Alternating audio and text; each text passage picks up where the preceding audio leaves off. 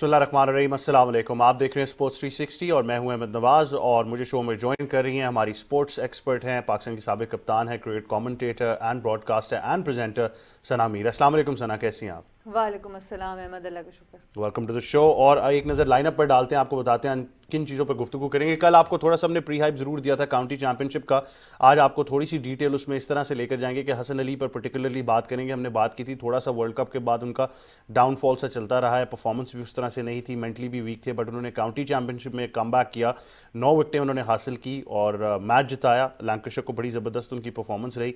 अगर आप उनकी बॉलिंग की भी बात करें, बड़े कॉन्फिडेंट नज़र आ रहे थे, चाहे वो शॉर्ट बॉल का इस्तेमाल हो, बैट्समैन को सेटअप करना हो, जिस तरीके से यॉर्कर मारा वो बड़ी वीडियो एक सर्कुलेट हो रही है कि मिडिल स्टंप तोड़ दिया, फिर उसको गिफ्ट भी किया।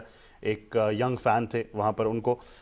ओवरऑल अच्छा परफॉर्म कर रहे हैं, बड़े कॉन्फिडेंट लगे, इंजॉय कर रहे थे अपनी क्रिकेट को। अगर आप बॉडी लैंग्वेज की भी बात करें तो बहुत ज़्यादा कॉन्फिडेंस नज़र आ रहा था। तो हसन अली के लिए पर्टिकुलरली ये बहुत ज़रूरी है, क्योंकि जब आप अपने फास्ट बॉलिंग अटैक की बात करते हैं पाकिस्तान क्रिकेट के लिए, तो वहाँ पर आपको मुख्तलिफ ऑप्शन तो ज़रूर नज़र आते हैं, बट कहीं ना कहीं हमने ये देखा है कि पिछले कुछ अर्से में Hasan Ali has been a permanent part of that squad. तो अगर आप उनके एक्सपीरियंस को यूज़ करना चाहते हैं और आगे जाना चाहते हैं तो बड़ा ज़रूरी है कि आप उनको उस कॉन्फिडेंस में वापस लेकर आएँ, क्योंकि हमें पता है कि अगर T20 वर्ल्ड कप की बात करें तो वो ऑस्ट्रेलिया में होने जा रहा है और वहाँ पर कंडीशंस ऐसी हैं कि जिनको हसन अली यूटिलाइज़ कर सकते हैं। स्ट्रगल उन्होंने ज़रूर किया, पाकिस्तान हो, यूएई की अगर बात करें, जब वर्ल्ड कप था स्ट्रगल ज़रूर आई है, लेकिन आई थिंक ये अंडरस्टैंड करना बहुत ज़रूरी है कि एक प्लेयर की लाइफ में ऐसे अप्स एंड डाउन्स आते रहते हैं। हम बिल्कुल उसको निगेट कर देते हैं, शायद ये थोड़ी हमारे पॉइंट पर भी ज़्यादती हो जाती है, तो इसको हम डिटेल में डिस्कस करेंगे।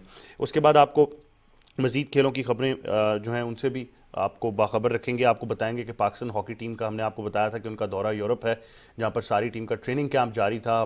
4 इंटरनेशनल कोचेज़ भी हैं जो टीम के हमराह हैं। अगर आप उनके मैच की बात करें तो आज पहला मैच वो नेदरलैंड से खेलेंगे। रैंकिंग्स में वाज़ेह फ़र्क है, नेदरलैंड्स चौथी पोजीशन पर है जब आप इंटरनेशनल रैंकिंग्स की बात करते हैं, पाकिस्तान तकरीबन 18वीं पोजीशन पर है। डेफिनेटली हम हमेशा बात करते हैं कि जो ब्रांड ऑफ हॉकी हम खेल रहे हैं और जो दुनिया खेल रही है उसमें बहुत फ़र्क है, लेकिन ऐसे कुछ खुशाइन कदम है जब आप उनको एक इंटरनेशनल टूर करा रहे हैं, यूरोप के टूर पर लेकर जा रहे हैं, यूरोप की टॉप टीम से वो खेलेंगे, तो वहाँ से ये ज़रूर है कि वो एक्सपीरियंस शेयरिंग होगी। नो डाउट आप इसको रिजल्ट ओरिएंटेड ना रखें, I think as a learning process के कितना कुछ सीख सकेंगे, उस हॉकी को देखेंगे, ऑब्जर्व करेंगे और उसको कितनी जल्दी फिर अपने सिस्टम में इंप्लीमेंट कर सकते हैं। आई थिंक ये बहुत ज़रूरी है। तो ये भी एक बहुत खुशाइन बात है, इस पर ज़रूर थोड़ी सी नज़र डालेंगे। आज पहला मैच होने जा रहा है तो क्या एक्सपेक्ट कर सकते हैं और ओवरऑल फ्यूचर यहाँ से हम कैसे देखते हैं पाकिस्तान हॉकी का। इसके बाद बात करेंगे ऑस्ट्रेलिया में वर्ल्ड सर्फ लीग की, जहाँ पर बड़े ज़बरदस्त मुकाबले हुए हैं और ऑस्ट्रेलिया की सैली फिट्ज़गिबन्स ने 5 बार की आलमी चैम्पियन करिशा मूर को हराया है। और भी मुख्तलिफ मुकाबले यहाँ पर हुए। जब आप सर्फिंग की दुनिया की बात करते हैं तो ऑस्ट्रेलियन सर्फ लीग बड़ी मकबूल है और बड़ी अच्छी कंडीशंस, बड़ी ज़बरदस्त फेवरेबल कंडीशंस होती हैं सर्फर्स के लिए, बट ये है कि it is tough, the waves are very tough, that is how WSL has called Australian surfing league. बहुत टफ वेव्स होती हैं और इन लहरों पर सर्फिंग करना आसान बात नहीं है, बट ओवरऑल बहुत से मुकाबले हैं, उन पर थोड़ी सी नज़र डालेंगे, आपको थोड़ी सी अपडेट्स उनके बारे में भी देंगे। इसके बाद बात करेंगे NBA की, और NBA में हमें पता है क्योंकि प्लेऑफ्स राउंड जारी थे और बास्केटबॉल में बड़ा इंटरेस्ट पैदा होता जा रहा था। बॉस्टन सेल्टिक्स ने ब्रुकलिन नेट्स को 4 पॉइंट से शिकस्त दी है। उन्होंने अब नेक्स्ट राउंड के लिए क्वालिफाई कर लिया, उनकी पोजीशन बड़ी ज़बरदस्त है। और अगर और मैचेस की बात करें तो टोरंटो रैप्टर्स ने फिलाडेल्फिया 66ers को 15 पॉइंट से शिकस्त दी। 76ers, फिलाडेल्फिया 76ers को 15 पॉइंट से शिकस्त दी। क्रूशल कुछ मुकाबले कुछ हमने वन साइड देखे थे, हमने उस दिन भी बात की एक प्लेटफॉर्म पे कि जो शिकागो बुल्स का मैच है उसमें ज़्यादा इंटरेस्ट जा रहा था, बट ओवरऑल प्लेऑफ्स के बाद जब जाना है तो ओवरऑल सीज़न में भी अगर आप देखें तो बड़ी ज़बरदस्त परफॉर्मेंसेज रही हैं और कुछ अनएक्सपेक्टेडली भी टीम उस तरह से परफॉर्म नहीं कर पाई। तो ये कुछ चीज़ें हैं जो हम देखते हैं। उसके बाद पाकिस्तान के लिए बड़ी ज़बरदस्त खबर आपसे शेयर करेंगे। ये एक ऐसे इंडिविजुअल हैं जिनके रिकॉर्ड्स को हम पाकिस्तान टेलीविज़न के प्लेटफॉर्म पे भी रिकग्नाइज़ करते रहे हैं, और मैं बात कर रहा हूँ मार्शल आर्ट्स के जो मास्टर हैं इरफान महसूद की, जिन्होंने अब अपना 50वां गिनीज़ वर्ल्ड रिकॉर्ड हासिल किया है। ये मुख्तलिफ फ़िटनेस की जो चीज़ें हैं उनमें ये रिकॉर्ड बनाते रहते हैं, मार्शल आर्ट्स की टेक्निक में रिकॉर्ड्स लेते रहते हैं। हमने ओवर द पास्ट ईयर्स, पिछले 1-2 सालों में अगर बात करें तो उनके बहुत से रिकॉर्ड्स देखे हैं, और इस बार के अगर रिकॉर्ड की बात करें तो उन्होंने 100 पाउंड वज़न के साथ पुशअप्स का एक नया आलमी रिकॉर्ड कायम किया। इससे पहले भी ये रिकॉर्ड इनके पास था, लेकिन 50 गिनीज़ वर्ल्ड रिकॉर्ड हासिल करना डेफिनेटली उनके स्किल के बारे में भी हमें आगाही देता है, और ये भी कि उनका फोकस कितना है इस तरफ, पाकिस्तान के लिए बहुत खुशाइन बात है। और मेरे ख्याल से थोड़ा सा डिसअपॉइंटिंग इसलिए ज़रूर है कि उस तरह से पजीराई नहीं मिली जिस तरह से मिलनी चाहिए थी। 50वां गिनीज़ वर्ल्ड रिकॉर्ड कोई छोटी बात नहीं है, तो I think there should be more for Irfan Mahsud जब आप नेशनल लेवल पर बात करते हैं, स्टेट लेवल पर बात करते हैं, तो ये भी आपसे एक ख़बर जो है वो शेयर करनी थी। ये तमाम आज हमारी लाइनअप है जो आपसे शेयर करेंगे, इन पर तमाम चीज़ों पर गुफ्तगू भी करेंगे। जिस तरह कि मैंने आपको बताया कि हम शुरुआत करेंगे काउंटी चैम्पियनशिप से, और पर्टिकुलरली आज हम हसन अली की बात करें, और पर्टिकुलरली ये बात करें कि एक प्लेयर के लिए जब ऐसा कोई डाउन पैच आता है तो वो फिर किन चीज़ों से गुजर रहा होता है और फिर मीडिया का प्रेशर कितना ज़्यादा होता है। तो सना मीर, ये तो आप भी एग्री करेंगी बीइंग अ प्लेयर के मोस्टली अनड्यू क्रिटिसिज्म आ जाता है। लोग ये अंडरस्टैंड नहीं करते कि मेंटल हेल्थ के इश्यूज भी हो सकते हैं, फिजिकल लिमिटेशंस भी हो सकती हैं। एक प्लेयर की जो पूरी लाइफ है वो ही क्रिकेट, अगर फॉर एग्जांपल क्रिकेटर की क्रिकेट है, तो फिर वो जानबूझ के तो कभी भी गलत परफॉर्म नहीं करेगा। बिल्कुल, ये एक बहुत ही इम्पोर्टेंट चीज़ है कि जितनी आपके अंदर स्पोर्ट्स कल्चर जिस सोसाइटी के अंदर मौजूद होता है, हम बार बार इस लफ्ज़ को इस्तेमाल करते हैं, इस टर्मिनोलॉजी को इस्तेमाल करते हैं स्पोर्ट्स कल्चर के बारे में, कि वो फिर आपको ये बात समझाता है एज ऑडियंस भी कि खाली हार और जीत ही इम्पोर्टेंट नहीं होती। इम्पोर्टेंस ये भी होता है कि आपका प्रोसेस कैसा है, आप किस तरीके की मेहनत कर रहे हैं। और ज़िंदगी, स्पोर्ट्स जो है वो बिल्कुल एक ज़िंदगी की तरह है। ज़िंदगी में आप हर चीज़ जीत नहीं सकते। आपके अच्छे दिन भी आते हैं, बुरे दिन भी आते हैं। बुरे दिन जब आपके आते हैं उस वक्त ऑब्वियसली आपको ये भी पता चलता है आपके कौन एक्चुअल सपोर्ट करता है और कौन सिर्फ वक्ती तौर पे सपोर्ट करता है। और जिस तरह हसन अली का पैच आया, आई थिंक ओवरऑल जब उनको खिलाते जा रहे थे तो प्रेशर बिल्डअप हो रहा था, और वो बहुत मेन मैचेस में नज़रों में रहे हैं। मैंने खुद उस वक्त ये बात की कि उस वक्त शायद 1-2 मैचेस रेस्ट करा देना एट टाइम्स मेरे नज़दीक प्लेयर को ज़्यादा फ़ायदा देता है। डिफरेंट लोगों की डिफरेंट सोच है, डिफरेंट प्लेयर्स की भी डिफरेंट सोच है। हो सकता है जो उनके साथ काम कर रहे हैं वो उनको बेहतर जानते हैं, but on a general rule जब बहुत ज़्यादा प्रेशर डेवलप हो जाता है तो आप थोड़ा सा ईजी मैचेस दे देते हैं उसका कॉन्फिडेंस डेवलप करने के लिए। काउंटी में अब ऑब्वियसली जब आप काउंटी क्रिकेट को कंपेयर करेंगे इंटरनेशनल क्रिकेट के मुताबिक, तो फिर ऑब्वियसली वो एक स्टेप नीचे ही रहेगी, दो कि वो काउंटी क्रिकेट है पर इंटरनेशनल लेवल नहीं है। तो वहाँ पर जाके अब जब वो परफॉर्म करें तो वो कॉन्फिडेंस वापस आ सकता है और आएगा। इसी तरह इन्होंने कम बैक किया था कायद आजम ट्रॉफी में, तो आई थिंक वो भी एक इम्पॉर्टेंट था कि वो भी डोमेस्टिक से वापस आके इन्होंने कम बैक किया। तो कभी कभी प्लेयर को इस तरह की मैचेस चाहिए होते हैं to come back into form. बिल्कुल, ये बड़ा ज़रूरी है कि आप उनका कॉन्फिडेंस खुद डेवलप करें, बीइंग अ क्रिकेट बोर्ड या बीइंग अ क्रिकेट मैनेजमेंट। और यही चीज़ हमने पास्ट में, अगर माजी में बात करें, तो पाकिस्तान के प्लेयर्स के साथ ये चीज़ नहीं देखी, और शायद यही वजह है कि बहुत से प्लेयर्स जब वो अपने डाउन पैच में गए तो वहाँ से वापसी का सफ़र उनके लिए नामुमकिन हो चुका था, और बाद में फिर मीडिया स्पेकुलेशंस भी होती रहती हैं। बट आई थिंक ये बड़ा एक इंपॉर्टेंट सब्जेक्ट है जहाँ पर आप बात करते हैं कि फिर उस पैच में करना क्या चाहिए। मज़ीद गुफ्तगू करेंगे, स्पोर्ट्स एक्सपर्ट हैं, हमें ज्वाइन करें स्पोर्ट्स 360 में फवाद मुस्तफ़ा। अस्सलाम वालेकुम, कैसे हैं आप? जी वालेकुम अस्सलाम, बहुत बहुत शुक्रिया। फवाद भाई, good to have you on the show, it's been a while. क्या कहना चाहेंगे? काउंटी चैम्पियनशिप में तमाम लड़के ही बेहतरीन परफॉर्म करें, बट पर्टिकुलरली अगर आज हसन अली की परफॉर्मेंस को एनालाइज करें। मैं अभी सना को सुन रहा था, उन्होंने बड़ी अच्छी बात की कि रेस्ट भी अगर करा देते तो बुरा ना होता। बदकिस्मती ये है कि हम जिस माहौल में रहते हैं वहाँ एक रेस्ट होता है और उसके बाद अक्सर ये हुआ है कि प्लेयर वापस ही नहीं आता। तो ये भी हमारे एक सिस्टम का एक ऐसी चीज है कि जिसकी वजह से प्लेयर्स में खौफ आता है और वो अक्सर रेस्ट ही नहीं ले रहे होते। जहां तक बुरा वक्त अगर प्लेयर पे आता है, आपको पता है उसने आपकी टीम के लिए, मुल्क के लिए अच्छा खेला हुआ है, तो वहां पर टीम मैनेजमेंट और सिलेक्शन कमेटी का बड़ा इंपॉर्टेंट रोल होता है। अगर मीडिया भी प्रेशर डालेगा, सोसाइटी भी डालेगी, ये सब चीजें होंगी, लेकिन आपके साथ उन लोगों का खड़ा होना जरूरी है कि जो डिसीजन मेकर्स हैं। अगर वो आपके साथ खड़े हैं तो प्लेयर गिरता नहीं है, प्लेयर दोबारा वापस आता है। किसी भी स्पोर्ट्स में ले ले, किसी भी बड़े स्पोर्ट्समैन की अगर आप उसकी जर्नी उठाएं तो कोई ऐसी नहीं रही होगी कि वो नीचे नहीं गिरा होगा। ये नीचे गिरता है, उसके बाद फिर उठता है, फिर गिरता है, फिर उठता है। अब कोहली के साथ आप देख लेंगे किस किस्म की उसकी परफॉर्मेंस जा रही। कोई सोच सकता था कि कोहली की भी परफॉर्मेंस इतना नीचे जाएगी? तो ये तो खेल का हिस्सा है, बट यहाँ पर role team management, cricket board और सिलेक्शन कमेटी का आता है कि वो कितना प्लेयर को बैक करता है। और हमें ये चीज जरूर करनी होगी कहीं ना कहीं कि हम जो ये प्लेयर एक रेस्ट कराता है और उसके बाद वापस नहीं आता, तो इस चीज को भी बेहतर करना होगा और उनके अंदर वो ट्रस्ट लेके आना पड़ेगा कि हम ऐसा नहीं करेंगे। ये बड़ी बड़ी इंपॉर्टेंट बात की फवाद भाई ने। ये मेरे ख्याल से एक अलमिया ज़रूर है कि हमारे प्लेयर्स शायद इस बारे में इनसिक्योर हो जाते हैं कि अगर हम टीम से एक मैच के लिए भी रेस्ट कराएंगे, एक तो रेस्ट को रेस्ट कंसिडर नहीं किया जाता, फ़ौरन कह देते हैं ड्रॉप कर दिया, तो अगर आपने ड्रॉप कर दिया तो फिर वापसी शायद नामुमकिन हो जाएगी। तो ये इनसिक्योरिटी है शायद, कहीं ना कहीं लगता मुझे ये है कि प्लेयर्स फिर अपनी वो इंजरी के बारे में भी वोकल नहीं होते, बता नहीं पाते कि शायद हमें ये इंजरी है, अच्छा ये ना हो जाए, हमें फ़ौरन ही ना वो प्लेइंग 11 से बाहर कर दें, स्क्वाड का हिस्सा ना बनाएं। तो आई थिंक ये कुछ चीज़ें ज़रूर हैं जिन पर मुस्तकबिल में हमें काम करने की बहुत ज़रूरत है और इमीडिएटली काम करना चाहिए अपने प्लेयर्स की लाइफ को प्रोटेक्ट करने के लिए। हमारे स्पोर्ट्स एनालिस्ट हमें ज्वाइन करें लाहौर स्टूडियो से हसन चीमा। हसन अस्सलाम वालेकुम, कैसे हैं आप? वालेकुम सलाम, ऑल गुड।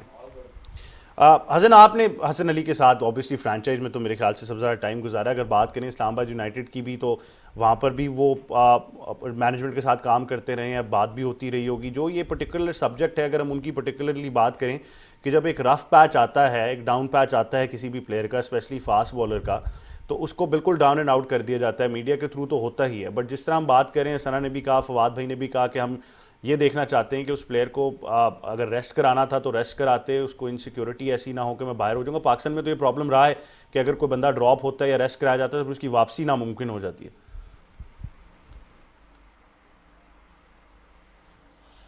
हाँ, टू एन एक्सटेंट है। हसन के केस में थोड़ा डिफरेंट है क्योंकि ऑब्वियसली ऑलरेडी मतलब जब 2019 में जब उसकी जो इंजरी हुई है, 20 में तो उसका ये हिसाब था कि उसको प्रीटी मच डॉक्टर्स ने कह दिया था कि वो शायद आइंदा क्रिकेट ना खेल सके। तो वहाँ से भी वो जब वापस आ गया तो आई डोंट थिंक उसके दिमाग में कभी डाउट था कि वो कम बैक दोबारा कर लेगा अगर उसको रेस्ट भी कराया जाता। आई डोंट थिंक इतना एज सच इशू था। हसन के केस में यूनिक थोड़ा हो जाता है क्योंकि अगर आप हमारी इस्लामाबाद यूनाइटेड की बात करें या पाकिस्तान टीम की बात करें, the problem with Hasan is कि आपके पास उसका कोई अल्टरनेटिव नहीं है। कि अगर आप अपनी नेशनल टीम में भी देखें तो अगर हसन को बिठाएंगे तो हारिस रऊफ खेलेगा या नसीम शाह खेलेगा। ऑल ऑफ देम आर मतलब कि इतना ज़्यादा उनका एक्सपीरियंस नहीं है। हारिस को तो hardly I think less than 15 वो फर्स्ट क्लास मैच खेला हुआ है। आप नसीम की बात करें, नसीम भी मतलब अभी तक तो टीनेजर ही है। उसके अलावा अगर कोई और लड़के की बात करें, वसीम जूनियर की बात करें, शाहनवाज दहानी की बात करें, इनमें से कोई भी 2 सीजन से ज़्यादा फर्स्ट क्लास क्रिकेट के नहीं खेला हुआ। तो हसन इस समन जिसकी 250 से ऊपर फर्स्ट क्लास के विकटें हैं। जब शाहीन भी खेल रहा होता है तो Shaheen can always turn to Hasan. उसका जस्ट प्रेजेंस वहाँ पे होना बड़ा इंपॉर्टेंट है। हमारे साथ भी जब होता तो हमने, मुझे याद है शुरू के मैचेस में जब उसको मार पड़ी है तो उसके ओवर्स प्रोटेक्ट करते थे, उसको पावर प्ले में ओवर नहीं कराते थे, 7वां 8वां ओवर कराते थे, मिडल ओवर्स में आसान ओवर उससे करा रहे थे। लेकिन उसकी इंपॉर्टेंस ऑन द फील्ड इसलिए इंपॉर्टेंट थी क्योंकि हमारा जो बॉलिंग यूनिट था, मतलब फ़हीम के अलावा बाकी सब जो थे, आप वसीम जूनियर को देख लें या इवन आप जिशान ज़मीर को देख लें, वो रिलेटिवली इनएक्सपीरियंस है। इवन फ़हीम इजंट समवन जो कि ही इज़ द मतलब अच्छा सपोर्ट एक्ट है, but he is not the leader, he is not someone who thinks for others as well. कि मतलब वो अपनी गेम पे फोकस करता है। It's not like he is the leader of the attack. वो मिड ऑन मिड ऑफ पे खड़ा होकर उस तरह से हेल्प आउट नहीं कर सकता, which is one of the reasons कि हम भी जब, हालांकि उसकी फॉर्म नहीं लगी थी, जब उसकी थोड़ा सा टेक्निकल इशू भी था, वो अजहर महमूद ने सॉर्ट आउट किया जो कि उसका वर्ल्ड कप के बाद से चलता आ रहा था। PSL में उसको सॉर्ट आउट किया, लेकिन मतलब आप टेक्निकल इशू सॉल्व कर भी लें तो जब तक आपकी विकटें नहीं गिरती है, सना नोज दिस वेरी वेल, कि जब तक आपको वो कॉन्फिडेंस नहीं मिलता तो बेशक एवरीथिंग इज इन लाइन और अलाइंड हो, तब भी आप उस तरह से कॉन्फिडेंट नहीं फील कर रहे होते, आपको रिदम वापस नहीं आ रहा होता। But just having him there वहाँ पे on the field help other guys कि वो वहाँ पे उसको हेल्प आउट कर सकते थे। वहाँ पे ही कैन बी समवन जिससे वो अपने आइडियाज़ बाउंस ऑफ कर सकते हैं। पाकिस्तान का जो है कि अगर आप हसन को ड्रॉप करेंगे तो ओनली अदर ऑप्शन पाकिस्तान के पास जो है वो मोहम्मद अब्बास है, जो कि प्रीटी मच पिछले 12-14 महीने में उनका भी आहिस्ता आहिस्ता उनको, आई डोंट नो वाई, उनको टीम से बाहर कर दिया गया। कि अगर अब्बास की स्पीड ना भी हो, just his record and the fact कि वो जो प्रोवाइड कर लेता है बाकी बॉलर्स को कंट्रोल, आई फील लाइक कि ही इज़ नॉट समवन जिसको हमें कंप्लीटली डिस्कार्ड कर देना चाहिए just for the sake of कि जी अगला यंगस्टर है, अगले की पेस है। तो I am happy for Hasan कि वो यहाँ पे इस तरह से परफॉर्म कर ले। But like the bigger issue with Pakistan is के वो जो स्पॉट था, जो आपका एक्सपीरियंस जो 29, 30, 32 साल के एक प्लेयर का होना चाहिए, जो कि अगर इवन शाहीन ठीक है ICC player of the year हुआ है, ये सब कुछ हुआ है, but he is still a youngster, he still has a lot of learning to do. और अगर उसके साथ कोई सीनियर प्लेयर हो तो फिर it will only help him further. कि अगर 1990-91 में Wasim Akram was one of the best fast bowlers in the world, still doesn't mean कि आप इमरान खान को ड्रॉप कर देंगे जी वसीम अकरम हमारे पास है। तो वो having that senior player is so important आपकी on the field, not just off the field के ड्रेसिंग रूम वगैरह में तो होता ही है, but on the field as well. और पाकिस्तान का इशू ये है कि अगर वो पूरी जब जनरेशन की बात करें, जुनैद की बात करें, आमिर की बात करें, वहाब की बात करें, none of them is available. It comes down to Hasan and Abbas. Abbas को आपने साइड लाइन कर दिया, तो अगर आपने हसन को रोटेट करना भी है तो देन द क्वेश्चन बिकम्स कि किसके साथ रोटेट करेंगे। अगर आप उसको नसीम के साथ रोटेट करेंगे then you are going in with a bowling unit जिसमें कोई भी मतलब के 22-23 साल की उम्र का भी नहीं है। तो like that is where the problems come in. आपकी वो जो पहले की प्रॉब्लम है, वो जो आपने पिछले 8-10-15 प्रॉब्लम को अगर साल रियलाइज हम कर भी लें तो मेरा पॉइंट फिर मतलब प्लेयर से मूव करके वो जिस तरह कल सना आपने बड़ी एक इंपॉर्टेंट बात की और वो टर्मिनोलॉजी है लोड मैनेजमेंट की, कि वो फिर बोर्ड को सोचना चाहिए अच्छा हमने अपने प्लेयर्स को कैसे प्रोटेक्ट करना है, इनका रीहैब प्रोग्राम क्या होना चाहिए। आई नो काफ़ी थॉट प्रोसेस में अभी भी होता है कि नेशनल हाई परफॉर्मेंस सेंटर में भेजना है। अच्छा फॉर एग्जांपल अगर मैं कहूँ कि शान मसूद जिस तरह इंडिविजुअली अपनी टेक्निक पर काम करने के लिए साउथ अफ्रीका चले गए, तो ये बोर्ड भी उसको बैकअप कर सकता था किसी प्लेयर को। या अगर उनको नज़र आ गया था कि हसन अली का अभी से प्रॉब्लम नज़र आ रहा है, मुस्तकबिल में कॉन्फिडेंस शैटर हो सकता है, तो चले इनको जिस आपने कहा प्रोटेक्ट कर कोई ऐसी सीरीज़ खिला लेते जहाँ पर कॉन्फिडेंस आता, सेलेक्टिव क्रिकेट पर ले जाते, अच्छा एक सीज़न के लिए भेज देते ऐसी कंडीशन में जहाँ पर स्विंग है, पेस है, ज़्यादा उनको मदद मिल सकती है। तो जो लोड मैनेजमेंट है वो तो बोर्ड की जिम्मेदारी है। देखिए पाकिस्तान जिस तरह वो कहते हैं ना स्पॉइल्ड फॉर चॉइसेस की बात है, इतना ज़्यादा टैलेंट मौजूद है कि बहुत कम प्लेयर्स को इस तरह की बैकिंग मिलती है कि वो इंजर्ड हों या उनकी फॉर्म ख़राब हो तो फिर भी उनको बैक किया जाए। हसन अली मैं समझती हूँ उस मामले में लकी हैं कि एटलीस्ट इस दफ़ा जब उनकी फॉर्म गई है तो उनको बैक किया जा रहा है। जनरली तो जब आपने देखा इंजरी हुई है बड़े से बड़ा प्लेयर आपका, उसको फ़ौरन रिप्लेस कर दिया जाता है दूसरे से और उसके बाद आपको पता ही नहीं होता कि वो प्लेयर गया कहाँ पे। और इसी वजह से जो फवाद ने भी बात की कि जो ट्रस्ट लेवल नहीं बनता प्लेयर्स का, वो इस वजह से नहीं बनता बिकॉज वो फिजियो की बात या डॉक्टर की बात मान के रादर देन 50% फिट अपनी टीम को नुकसान पहुंचाएं खेल के, वो जब बाहर बैठते हैं तो वापस उनको आने की जगह नहीं मिलती। तो ये चीज़ें तो हमारे सिस्टम का इशू है। एक और बहुत बड़ा इशू होता है कम्युनिकेशन का। अब ये चीज़ें बेहतर हो रही हैं। पहले तो प्लेयर्स को मीडिया के थ्रू पता चलता था हम ड्रॉप हो गए हैं, या ग्राउंड में जाते थे तो जब मैच की टीम अनाउंस होती थी तब पता चलता है कि कौन खेल रहा है कौन नहीं खेल रहा। तो सबसे इंपॉर्टेंट होता है कि आप 1-to-1 प्लेयर्स को खुद बताएं कि आप किस वजह से ड्रॉप हो रहे हैं, आप किस वजह से, आपकी शॉर्ट कमिंग्स क्या हैं, ताकि वो उसके ऊपर काम कर सकें। तो जब तक ये चीज़ें नहीं आएंगी, सिस्टम का हिस्सा नहीं बनेंगी, तो प्लेयर्स का जो ट्रस्ट लेवल है वो कभी भी डेवलप नहीं हो सकता। हसन ने ऑब्वियसली बहुत ज़बरदस्त कमबैक किया कायद आज़म ट्रॉफ़ी के बाद। अब होपफुली इस काउंटी चैम्पियनशिप से वो वापस आएंगे और मैं बिल्कुल एग्री करती हूँ हसन की बात से कि जो मैंने इनकी कप्तानी देखी थी सेंट्रल पंजाब के लिए, उससे पहले 5-6 मैचेस हार के सबसे बॉटम पे थी, और जब आए हैं तो एक लीडरशिप का बड़ा इंपॉर्टेंट रोल होता है। तो जब आप किसी प्लेयर को रिप्लेस करते हैं तो आप सिर्फ स्किल सेट से रिप्लेस नहीं करते, आप ये देखते हैं कि what the player brings to the team. तो वो शायद खुद तो परफॉर्म करके अगर उस वक्त मैच नहीं जितवा रहा, पर उसका मिड ऑफ मिड ऑन पे होना, ड्रेसिंग रूम में होना, ग्राउंड में होना, किसी दूसरे से वो परफॉर्मेंस निकलवा सकता है कि मैच जीत जाओ। तो इस तरह के प्लेयर्स की जब तक आपके पास रिप्लेसमेंट ना हो तो आप उनको ड्रॉप नहीं कर सकते। तो ये बहुत समझने की बात है और होपफुली इसी तरीके से बेहतर कैरी करेंगे और आने वाले मैचेस में होपफुली वो इस सारे जो कॉन्फिडेंस जो उनके ऊपर सपोर्ट की जा रही है उसको पे बैक भी करेंगे। बिल्कुल यही उम्मीद की जाती है कि हसन अली उसी चैंपियन फॉर्म में नजर आएंगे जिसके लिए हमने उनको देखा है पाकिस्तान क्रिकेट में, चाहे वो 2017 की चैंपियंस ट्रॉफी हो या उसके बाद की कुछ परफॉर्मेंसेज हों। फवाद भाई क्या ऐड करना चाहेंगे ओवरऑल जब बोर्ड की तरफ से लोड मैनेजमेंट की बात आती है, जिस तरह सना ने कहा कि बहुत कम ऐसे प्लेयर्स होते हैं जो वो आई कैंडी बन जाए और उनको फिर वो सपोर्ट मिल जाए बोर्ड की तरफ से। आई अंडरस्टैंड कि कोई ऐसा मसला नहीं है कि खुदा न खास्ता रिसोर्सेज ना हो, रिसोर्सेज भी हैं आपके पास, अपना नेशनल हाई परफॉर्मेंस सेंटर है, रिहैब्स हैं, हर चीज़ है। हाँ अगर सेलेक्टिवली बाहर भी भेजना पड़े तो वहाँ पर भी आप कम्युनिकेशन तो कर सकते हैं प्लेयर के साथ। देखिए एक चीज मैं आपको बता दूं, शान मसूद के हवाले से जो आप बात कर रहे थे, सिर्फ वो साउथ अफ्रीका नहीं था, वो कराची में हनीफ मलिक के साथ सुबह शाम 6-6 दिन पूरा काम कर रहे होते थे। तो उन्होंने इंडिविजुअली हर सतह पे, और ये 2-3 साल से मेहनत थी जब से यूबीएल उन्होंने ज्वाइन किया था। जो आपका सवाल था उसके हवाले से, कम्युनिकेशन का होना बहुत जरूरी है। क्रिकेट बोर्ड की तरफ से प्लान मरतब किया जाए और लड़कों से बात की जाए। जो कम्युनिकेशन है ना वो हमारा प्लेयर्स के साथ प्रॉपर होता नहीं है, उनके साथ ट्रस्ट लेवल हमारा नहीं बन पाता कि हम उन्हें ये बताएं कि हम लोड मैनेजमेंट कर रहे हैं और आप बाहर नहीं हो रहे, और अगला अगर कुछ भी कर जाएगा तो आप हमारी पहली प्रायोरिटी होंगे, लेकिन हम ये चाह रहे हैं कि लंबे अरसे के लिए हम प्लानिंग करना चाह रहे हैं। तो वो उस पर हमें बहुत ज्यादा काम करने की जरूरत है। पहले हम उस पर काम करें, फिर उसके बाद प्लेयर से बात करें, क्योंकि आगे चल के हमें ये करना पड़ेगा। जिस तरह से क्रिकेट बढ़ती जा रही है, इंजरीज भी आ रही हैं, और हमने देखा है कि बाकी भी बहुत से बोर्ड इस तरह से कर रहे हैं। तो ये हमें सोचना पड़ेगा, इसको इंटरनली पहले प्लान करके उस पर बात करें, और हम उस पर फिर प्लेयर के साथ सही तरीके से उसे कम्युनिकेट करें। तो ये सब तो हमें करना पड़ेगा आगे चल के। बिल्कुल, आई थिंक ये बड़ी इंपॉर्टेंट बात है। फवाद भाई, आपका बहुत शुक्रिया, आप हमें ज्वाइन करते हैं स्पोर्ट्स 360 में।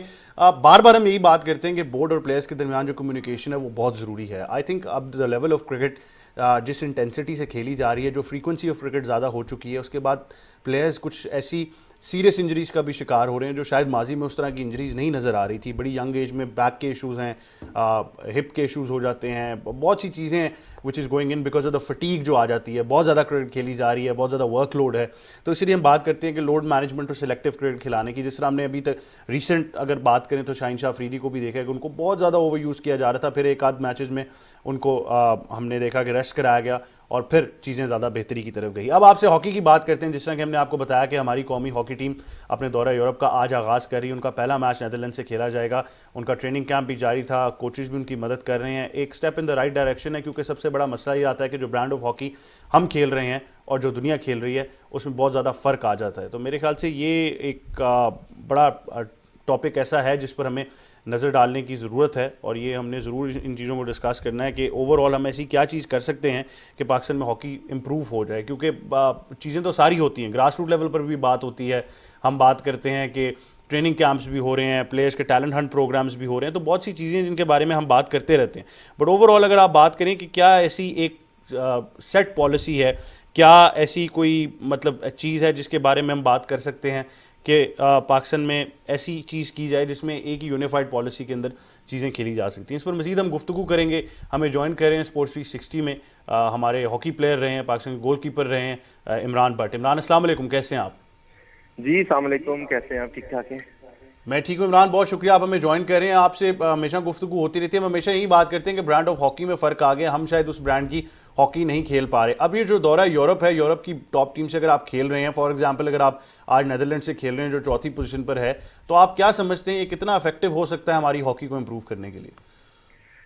पहले तो ये है कि यूरोप टूर जो था वो बहुत ज़रूरी था पाकिस्तान टीम के लिए, बिकॉज एशिया कप जो है वो हमारा जो है वो 23 मई से शुरू होना है, एशिया कप जकार्ता में। तो वो हमारा मेन इवेंट है जिसपे हमने वर्ल्ड कप के लिए क्वालिफाई करना है, और पाकिस्तान की हॉकी को अगर आगे ऑक्सीजन चाहिए तो ये वर्ल्ड कप के लिए क्वालिफाई करेंगे तो हमारी हॉकी आगे की तरफ जाएगी। तो यूरोप जो हमारा यूरोप का दौरा है, जिस टूर पे ये लोग गए हैं टॉप टीम्स के साथ, हम पिछले कई साल से नहीं खेले।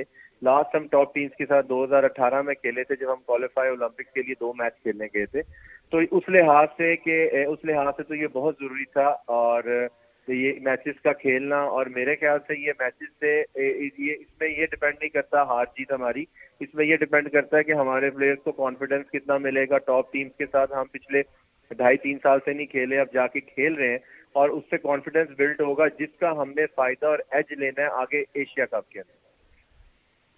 आपने बात की कि दौरा बहुत ज़रूरी था। जब हम इसकी बात करते हैं, जिस तरह कि मैंने कहा कि पाकिस्तान हॉकी फेडरेशन ने कुछ ऐसे कदम ज़रूर उठाए हैं। अभी अगर हम कुछ करीबी अरसे की बात करें जहाँ पर कैंप लगाया गया, वहाँ पर एक टैलेंट हंट प्रोग्राम की बात कर लें, अगर आप हॉकी के डोमेस्टिक लेवल पर टूर्नामेंट्स की बात करें, तो वाज़े फ़र्क। अब आपने दौरा यूरोप तो करा लिया, बट उसके बाद फिर उस ऐसे मॉडल को सस्टेन कितना किया जाएगा? आप एज अ प्लेयर इसके बारे में क्या कहना चाहेंगे?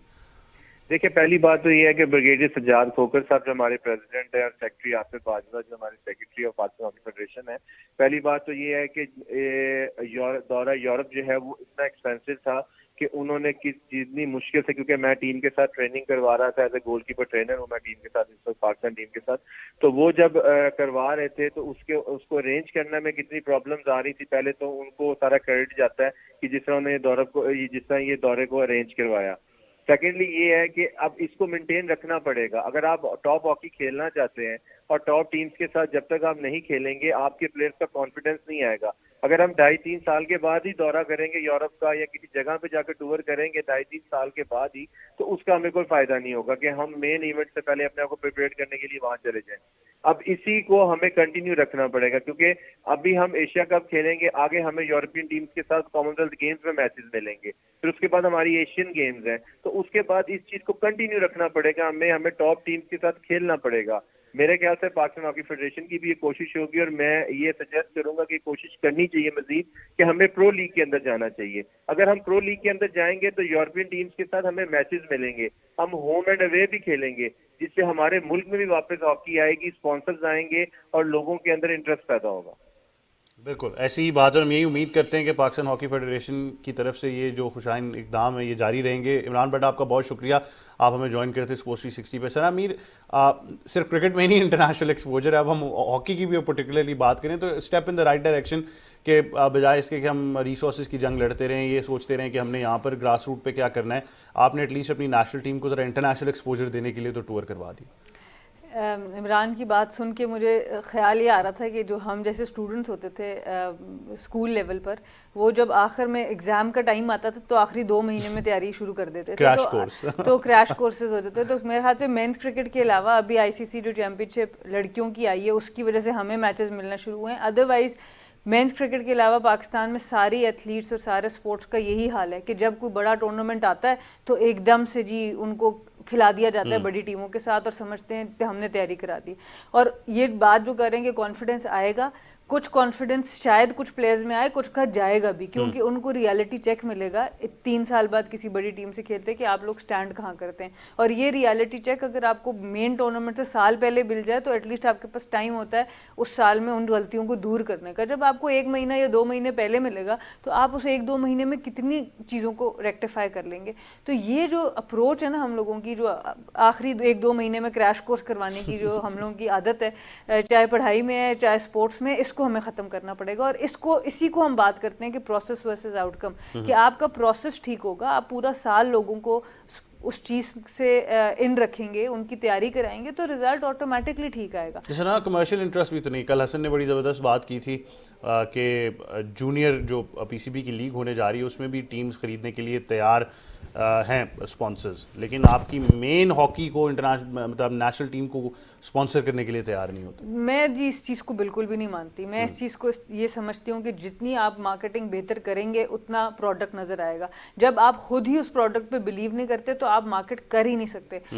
इसकी बहुत बड़ी मिसाल वुमेन्स क्रिकेट के हवाले से भी थी। जिस वक्त मेरा अपना तो हमारे पास 7-8 लड़कियां थी आईसीसी की टॉप 20 रैंकिंग में, तो मैं जाके जब बात करती थी वो यही कहते थे हाँ जी हम कोशिश कर रहे हैं, पर मार्केटिंग वालों को 4-5 लोगों के नाम तक भी नहीं आते थे वुमेन्स क्रिकेट में। तो देखें, जब आपको इंटरेस्ट लेना पड़ता है, आपको प्रोडक्ट बनाना पड़ता है, और ये हमें मीडिया इंडस्ट्री में पता है कि बहुत सी जो हाइप होती है वो सेल्फ बिल्ड होती है। ठीक है, वो प्लेयर परफॉर्म करता है, उसकी अच्छी वीडियो को आप बार बार चलाते हैं, लोगों के दिमाग में डालते हैं, तो उसकी हाइप क्रिएट होती है। तो आपको आपके बाकी एथलीट्स के लिए भी इसी तरह से हाइप भी क्रिएट करनी पड़ेगी, रिकग्निशन भी देना पड़ेगा, उनको स्टार बनाना पड़ेगा, तब लोग उनको स्पॉन्सर करेंगे। आप उनको कोई उनके लिए फाइट ही नहीं करता, कोई उनको उस तरह से देखता ही नहीं है, तो फिर वो जितना मर्जी भी 1-2 टूर्नामेंट में, मैंने खुद देखा है, इसलिए मैं बहुत इमोशन से बात करूँगी। एशियन गेम्स में हमने जाके अपने हॉकी की टीम के मैचेस देखे थे अपने रेस्ट डेज पे, और जिस पैशन से वो लोग खेल रहे थे वो इससे बेहतर डिजर्व करते हैं जिस तरह की ट्रीटमेंट उनको मिलती है। बिल्कुल ऐसे ही है। सना मीर, आपको बहुत शुक्रिया कि आप हमें ज्वाइन करी थी स्पोर्ट्स 360 पर। डेफिनेटली आप मैच तो करवा रहे हैं, बट सना ने एक बड़ा इंपॉर्टेंट पॉइंट हाईलाइट किया है। हसन, आप क्या कहना चाहेंगे कि जहाँ पर कॉन्फिडेंस बिल्ड हो सकता है वहाँ पर रियलिटी चेक भी तो ज़रूर आएगा कि अच्छा जो हम हॉकी खेल रहे हैं और यहाँ पर जो डिफरेंस है, जो पेस ऑफ हॉकी है, उससे फिर प्लेयर्स जो हैं वो किस सोच की तरफ जाते हैं?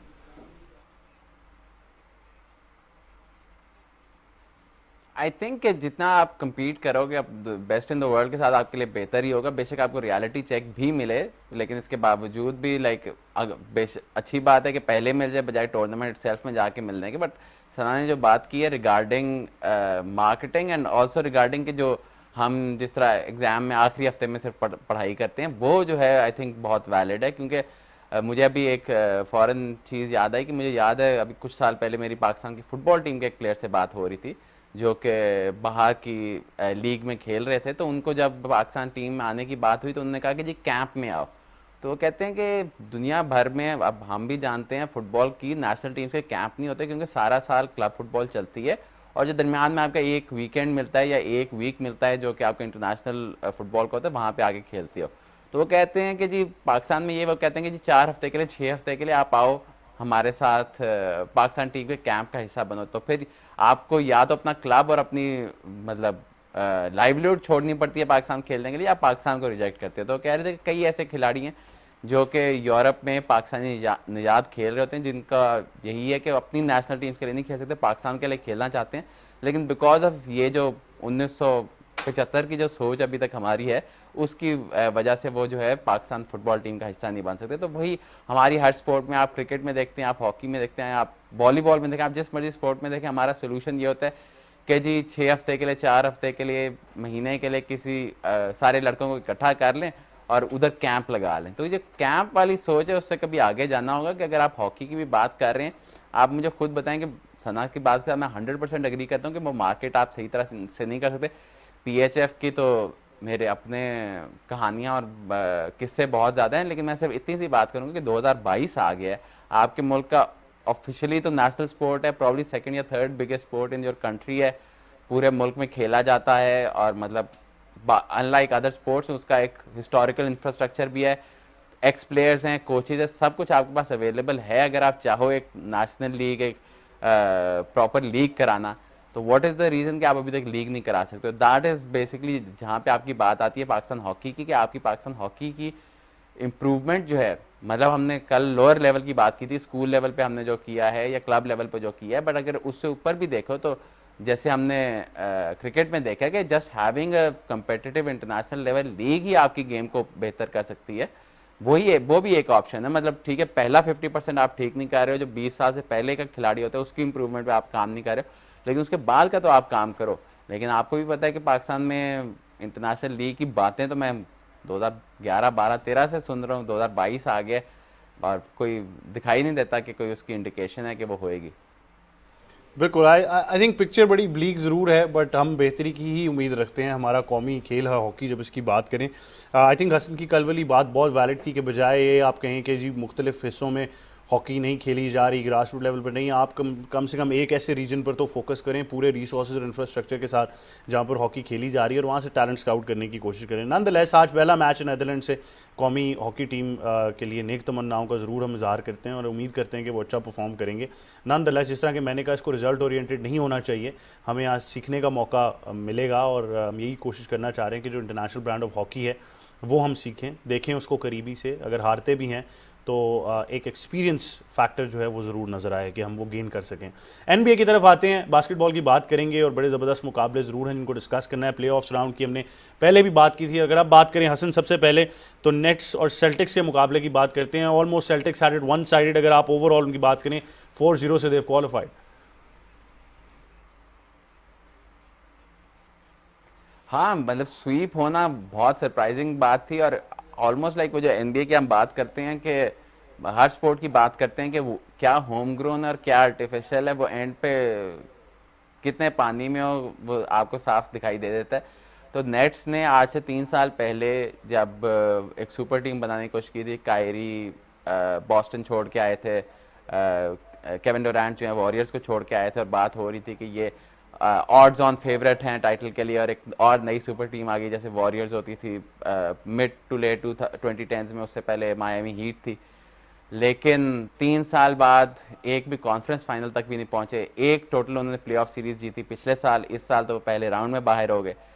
तो वो जो है अब बड़ा क्वेश्चनेबल बात है, क्योंकि डुरैंट ऑलरेडी 34 के हैं, कायरी is getting on age as, मतलब उनको भी 8-10 साल हो चुके हैं, आई थिंक 29-30 के वो भी हो चुके हैं। तो वो जो प्लान्स थे, क्लिपर्स को इन द वेस्टर्न कॉन्फ्रेंस देखें, नेट्स को इन द ईस्टर्न कॉन्फ्रेंस देखें। आज से 3 साल पहले जब समर थी, जब फ्री एजेंसी थी, तो बात ये हो रही थी कि ये अगली सुपर टीम्स हैं, लेकिन दोनों इंजरीज की वजह से और वजूहत की वजह से कम्पीट ही नहीं कर पाई। जबकि उसके मद्दे मुकाबले आप देखें सेल्टिक्स को, तो वो एक कम्प्लीटली होम ग्रोन टीम है। Marcus Smart, Jaylen Brown, Jayson Tatum, तीनों जो हैं सेल्टिक्स ने ड्राफ्ट किए हैं, तीनों जो हैं अभी अपनी अर्ली टू मिड 20s में हैं। मतलब एल हॉरफर्ड थोड़ा सा आप कह सकते हैं एक वेटरन प्रेजेंस है वहाँ पे, बट इवन टाइम लॉर्ड भी जो हैं वो भी उसका हिस्सा ही है, मतलब उनकी एक होम ग्राउंड टीम है। और अब आपको दिखाई दे रहा है कि एक होम ग्राउंड टीम जो कि यंग हो वो किस तरह से एक एजिंग सुपर टीम के ऊपर भी सबकत हासिल कर सकती है। दूसरी तरफ अगर बात करें तो रैप्टर्स ने 76ers को शिकस्त तो ज़रूर दी है, बट हमें पता है कि 76ers already leading at 3-2, so sort of a come back by the Raptors. हाँ 3-0 डाउन थे, आज तक आई थिंक 140 से ज़ायद प्लेऑफ सीरीज हो चुकी हैं एनबीए की हिस्ट्री में, और आज तक कोई भी टीम 3-0 डाउन से आके नहीं जीती। अब रैप्टर्स के पास मौका है, 3-0 से 3-2 कर चुके हैं, गेम 6 अभी फ़ौरन बाद ही है। डॉक रिवर्स वहाँ पे मौजूद हैं, फिलाडेल्फिया 76ers के कोच, जिनके पास रिकॉर्ड है कि वाहिद कोच हैं जो 3 दफ़ा 3-1 से सीरीज़ 4-3 हारे हुए हैं। फिलाडेल्फिया की अपनी एक पूरी हिस्ट्री है, पिछले आई थिंक 40 साल में वो सिर्फ एक दफ़ा फाइनल्स में पहुँचे हैं। तो वो आहिस्ता आहिस्ता उनको वो एक क्रीपिंग रियलाइजेशन हो रही है कि यहाँ पे भी कोलैप्स हो सकता है। जेम्स हार्डन जो उनके सेकंड बेस्ट प्लेयर है, उनकी भी बड़ी एक हिस्ट्री रही है कि वो रेगुलर सीजन में बड़ा परफॉर्म करते रहे हैं, लेकिन प्लेऑफ्स में उनके कोई ग्रेट मोमेंट्स नहीं है। प्रॉब्ली जो एनबीए की हिस्ट्री के बेस्ट 40-50 प्लेयर्स हैं उनमें रेगुलर सीजन और प्लेऑफ्स में किसी का भी इतना बड़ा फ़र्क नहीं होगा जितना जेम्स हार्डन का है। तो बहुत ज़्यादा हार्डन के लिए, डॉक रिवर्स के लिए, फिलाडेल्फिया के लिए एज अ होल ये अगला जो गेम 6, और अगर गेम 6 भी आ जाते हैं तो स्पेशली गेम 7 जो है उनकी लेगेसी के लिए बहुत इंपॉर्टेंट है, क्योंकि रैप्टर्स जो है फ्रेड वैन व्लीट शुरू में इंजर हो गए, स्कॉटी बार्न्स पहले गेम 1 में इंजर हो गए, तो ऑलमोस्ट लग रहा था कि जिस तरह आपने सेल्टिक्स नेट्स की बात की उस तरह एक स्वीप सा दिखाई दे रहा था। 3-0 आप थे, सुकून था। जोएल एम्बिड की एक फिंगर इंजरी होती है एंड सडनली लाइक अब पैनिक स्टेशंस में हैं। और ये मुझे बड़ी इंटरेस्टिंग बात लगती है, क्योंकि हम वैसे तो पाकिस्तान क्रिकेट में या पाकिस्तान में स्पोर्ट्स के साथ अटैच होते हैं, तो आपका एक मतलब दिल का लगाव भी कहीं ना कहीं होता है। जब आप इस तरह की कोई वैसे लीग देखते हैं जिसमें आप कंप्लीटली न्यूट्रल हो, तो उसमें जब आप चीज़ें देखते हैं, क्योंकि मतलब एक चीज़, एक टीम की हिस्ट्री है कोलैप्स की, तो वो किस तरह से रिएक्ट करती है, तो उससे आपको सीखने को भी मिलता है, और मतलब कि देखने में अगर जब आप खुद इन्वॉल्व नहीं होते तो फिर वो आप इंजॉय भी करते हैं। बिल्कुल, बड़ा इंटरेस्टिंग फैक्टर ये। हसन, जाने से पहले जल्दी से मैं ये आपसे ज़रूर पूछना चाहूँगा कि अगर हम मिलवाकी बक्स और शिकागो बुल्स की बात करें तो इस मैच को बहुत हाइप दी जा रही थी। Overall the Bucks are leading at 3-1 against the Bulls. हाँ वो तो I think it comes down to Giannis, probably मेरी नज़र में best player in the world हैं, पिछले 2-3 सीजन से भी हैं, 2 दफ़ा MVP जीते हैं। क्रिस मिडल्टन जो बक्स के सेकंड बेस्ट प्लेयर हैं वो इंजर हुए, उनको आई थिंक MCL स्प्रेन हुआ है, तो उस केस में यानिस ने अपना कम्प्लीटली टेक ओवर किया है और 1-1 से सीरीज़ 3-1 कर लिया, एंड आई एक्सपेक्ट कि अगली गेम में ही वो फिनिश ऑफ कर देंगे। लेकिन अगला राउंड जो होगा सेल्टिक्स के साथ मुकाबला होगा, अगर बक्स पहुंच जाती है तो वहाँ पे उनको मिडल्टन की कमी बहुत महसूस होगी। बट इस वक्त जो है आई थिंक बक्स का जस्ट जो उनका साइज़ है वो बुल्स जो है उनके साथ कम्पीट ही नहीं कर पाए, बट बुल्स के लिए एक अच्छा सीज़न रहा है, बड़ी कई सीज़न बाद वो दोबारा से प्लेऑफ्स में पहुँचे हैं और उनके पास एटलीस्ट एक होप दिखाई दे रही है कि वो आगे कुछ अचीव कर सकते हैं। बिकॉज हमने सिक्सर्स की बात की, वो भी एक बड़ी मार्केट के हैं, बट बुल्स भी एक बड़ी मार्केट के हैं, थर्ड बिगेस्ट मार्केट है LA और न्यूयॉर्क के बाद पूरे अमेरिका में। और उनकी जो बास्केटबॉल टीम है उनकी हालांकि इतनी हिस्ट्री रही है, माइकल जॉर्डन के साथ कौन नहीं वाकिफ़, लेकिन पिछले 7-8 सालों में शिकागो बुल्स जो हैं कहीं के नहीं रहे। तो अब वो फाइनली दोबारा से उनकी एक रिकवरी का प्रोसेस शुरू हो गया। जैक लवीन का स्टारडम की तरफ की जो जर्नी है वो बड़ी इंपॉर्टेंट है। डमार डरोजन, हमने पहले बात की कि पाकिस्तान क्रिकेट की बॉलिंग की बात कर रहे थे कि आपको वेटरन चाहिए होता है, डरोजन के आने से, वुचविच के आने से वेटरन्स आ गए हैं उस टीम में जहाँ से वो बिल्ड कर सकते हैं। तो एटलीस्ट बुल्स का एक फ्यूचर थोड़ा सा खुशाइंद है, बट यहाँ पे तो आई डोंट थिंक कोई मुकाबला भी था, बिकॉज बक्स डिफेंडिंग चैंपियन है और ईस्टर्न कॉन्फ्रेंस में सिक्सर्स और सेल्टिक्स के अलावा कोई टीम मुझे नहीं दिखाई देती जो उनके साथ उस तरह से कम्पीट कर पाए। डेफिनेटली ये तो केस ज़रूर हमें नजर आएगा। हसन, आपका बहुत शुक्रिया कि आप हमें स्पोर्ट्स 360 पर ज्वाइन कर रहे थे। आपको बताएं कि पाकिस्तान के लिए बड़ी ज़बरदस्त खबर है। ओवरऑल जब भी हम इनकी बात करते हैं तो रिकॉर्ड की बात ज़रूर होती है, और ये हैं martial arts master Irfan Mahsud, जिन्होंने अपना 50वां गिनीज़ वर्ल्ड रिकॉर्ड हासिल किया है। 100 पाउंड वजनी एक पैक उठाकर उन्होंने 49 पुशअप्स निकाले। और इरफान की जब आप बात करें, वो हमेशा इस तगोदो में रहते हैं कि वो एक नया रिकॉर्ड बनाएं। बड़ी ज़बरदस्त बात है। जिस तरह कि मैंने कहा कि 50वां गिनीज़ वर्ल्ड रिकॉर्ड लेना कोई आसान काम नहीं है। अगर आप उनकी ट्रेनिंग रूटीन सब पर बात करें तो बड़ी ज़बरदस्त है। हमें ज्वाइन कर रहे हैं स्पोर्ट्स 360 में इरफान महसूद। इरफान, अस्सलाम वालेकुम, कैसे हैं आप? वालेकुम सलाम, अल्हम्दुलिल्लाह। इरफान, सबसे पहले तो आपको बहुत मुबारकबाद, 50वां गिनीज वर्ल्ड रिकॉर्ड हासिल आपने किया है, कैसा महसूस करें? आप लोगों का बहुत बहुत शुक्रिया। यकीनन ये बहुत ज़्यादा खुशी की बात है मेरे लिए, क्योंकि पाकिस्तान के लिए ये मेरा 50वां Guinness world record officially approve हो चुका है। 4-5 सालों की लगातार अनथक मेहनत बाद 50वां गिनीज रिकॉर्ड, ये यकीनन बहुत बड़ी अचीवमेंट है। इरफान, इस सारे प्रोसेस के बारे में ज़रूर बताइएगा, क्योंकि हमने हमेशा आपके मुख्तलिफ रिकॉर्ड्स देखे हैं। आपकी ट्रेनिंग रूटीन बड़ी ज़बरदस्त है, उसके बारे में ज़रूर हाईलाइट कीजिएगा। जी बिल्कुल, चूँकि मेरी टारगेट होती है मुख्तलिफ जो फिटनेस के रिकॉर्ड होते हैं या मार्शल आर्ट्स के रिकॉर्ड, तो मेरी अपनी जो मार्शल आर्ट्स क्लब की ट्रेनिंग होती है वो असर से इशा तक 9-10 बजे तक वहाँ पे ट्रेनिंग होती है। तो वो भी मैं उधर भी ट्रेनिंग करता हूँ। एक रिकॉर्ड होता है तो उसी को मैं टारगेट बना के फिर अपनी प्रैक्टिस जारी रखता हूँ। स्पेशली जब रमज़ान आते हैं तो रमज़ान में 4-5 रिकॉर्ड एट ए टाइम में उसकी प्रैक्टिस शुरू कर देता हूँ। उसके बाद जैसे ही रमज़ान ख़त्म होता है तो मैं एट ए टाइम अपने रिकॉर्ड जो मैंने टारगेट बनाए हुए होते हैं तो उसके लिए मैं अटेम्प्ट शुरू कर देता हूँ। तो 50 रिकॉर्ड्स तो माशाल्लाह आपने हासिल कर लिए। अब अगला टारगेट क्या है? अगला किस रिकॉर्ड की तरफ जा रहे हैं? इंशाल्लाह मेरी कोशिश है, क्योंकि ये रिकॉर्ड जितने भी रिकॉर्ड थे ये इसमें स्ट्रेंथ की बहुत ज़्यादा इसके लिए ज़रूरत थी। तो अगले जो रिकॉर्ड मेरे हैं वो मैं फोकस है कि मैं स्पीड के जो रिकॉर्ड हूँ फिटनेस के वो फोकस मेरी रखी हुई। इसमें वेट काफ़ी ज़्यादा वेट इस्तेमाल होता है, इससे मुझे बैक पेन और नी वगैरह भी काफ़ी ज़्यादा हुई हैं। तो ऐसे रिकॉर्ड में इंशाल्लाह आगे वो करूँगा टारगेट जिसमें वेट ज़्यादा इस्तेमाल ना हो। इंजरी की आपने बड़ी बात की, जाते जाते ये ज़रूर बताइएगा कि जब इंजरी का शिकार हो जाते हैं फिर वहाँ से कम बैक करना, उस डिसिप्लिन को मेंटेन करना कितना मुश्किल है? जी बिल्कुल, क्योंकि ये रिकॉर्ड में वेट ज़्यादा इस्तेमाल होते हैं। 80 पाउंड, 100 पाउंड, 60 पाउंड या 40 पाउंड अक्सर रिकॉर्ड मेरे इसी कैटेगरी में होते हैं। तो इसमें जितनी हमने मेहनत की होती है अक्सर रिकॉर्ड अटेम्प्ट करने से 1-2 दिन पहले इंजरी वगैरह हो जाती है। बस वो टोटली जो जितनी मेहनत की होती है वो ज़ाया हो जाती है। लेकिन ये होता है कि एक टारगेट बनाया हुआ होता है, एक उसको अचीव करना होता है। जैसी इंजरी की रिकवरी होती है फिर ऐसा ऐसा दोबारा अपनी रनिंग शुरू कर देते हैं। बिल्कुल ऐसे ही है इरफान, एक बार फिर आपको बहुत बहुत मुबारकबाद, और हम उम्मीद करते हैं कि आप आगे भी ऐसे ही रिकॉर्ड पाकिस्तान के लिए बनाते रहेंगे। आप लोगों का बहुत बहुत शुक्रिया कि आप लोग मुझे हमेशा सपोर्ट करते रहते हैं। आप लोगों की हौसला अफजाई का मैं तहे दिल से शुक्रिया अदा करता हूँ। बहुत शुक्रिया इरफान। इरफान आप डेफिनेटली बड़ा ज़बरदस्त एक, जब आप देखते हैं उनका आउटलुक है, 50वां गिनीज वर्ल्ड रिकॉर्ड उन्होंने अपने नाम किया है, और जिस तरह वो कह रहे हैं कि आगे अब वो अभी तो स्ट्रेंथ की तरफ ज़रूर थी, अब वो स्पीड और एजिलिटी की तरफ भी जाना चाहेंगे, क्योंकि ऑब्वियसली इंजरी का भी शिकार होते हैं जब आप इतने वजन की बात करते हैं। But definitely I think Irfan को बहुत मुबारकबाद और पाकिस्तान को बहुत मुबारकबाद। यही था आज का स्पोर्ट्स 360। आपसे कल एक बार फिर मुलाकात होगी मेरी और तमाम टीम की तरफ से। अल्लाह हाफिज़।